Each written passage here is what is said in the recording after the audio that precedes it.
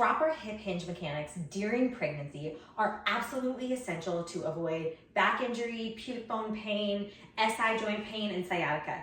So let's go through exactly how to hip hinge when you are unloading the dishes, picking up laundry, picking up your other kiddos. Okay, here's the deal. When you bend over, you want to initiate bending over with the hip joints. So this is what it looks like for the hips to move in their sockets, backwards and forwards, backwards and forwards. What we want to avoid is bending at the spine, doing things like this. We really want to protect our joints when we're pregnant because of the relaxin, the progesterone, that causes the instability and increased flexibility in the joints themselves. So a good way to start the hip hinge is to take a ball and just stick your butt to the wall, then come back up. Stick your butt to the wall and come back up. Now don't make the mistake of just putting your weight all on your heels.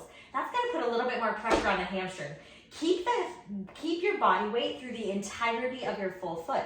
So this is a great exercise to just practice touching your butt to the back wall, coming forward, touching your butt to the back wall, but keeping your weight on your feet and then just coming forward. Then you can move away from the wall and reach back a little further, move away from the wall, reach back a little further. Now let's say you have to bend over and pick up the laundry. So you have your laundry basket, then what you're doing is you're still doing that same motion of sticking your booty back. You're just gonna drop down a little bit more and reach and grab the laundry. Then as you come up, you're using your butt. So you're really not rounding at the spine too much when you're loaded up with a lot of laundry. Same thing goes when you pick up your kiddos.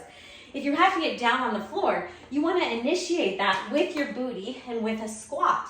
Now, if that's too challenging and you don't have the strength for that, that's okay. Just drop down to one knee, pick the kiddo up, and then come up.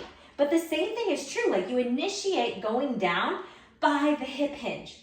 When you are unloading and loading the dishwasher, you initiate that with the hip hinge. So this little movement might seem so funny at first, but absolutely essential to start to learn how to hip hinge while you are pregnant.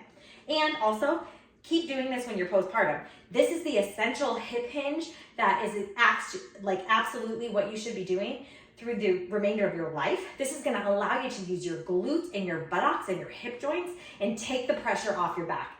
This is a very underutilized movement, and most people get so frozen in their pelvis and in their hips during pregnancy and postpartum that they actually don't know how to use these joints anymore. And so therefore they end up utilizing and overutilizing their lumbar spine, which leads to things like sciatica, low back pain, SI joint pain, and just chronic pain as you go through your midlife. So we want to avoid that, get that all out of the way. So learn how to hip hinge, do these little tools. Drop comments below if you have any questions specific to you.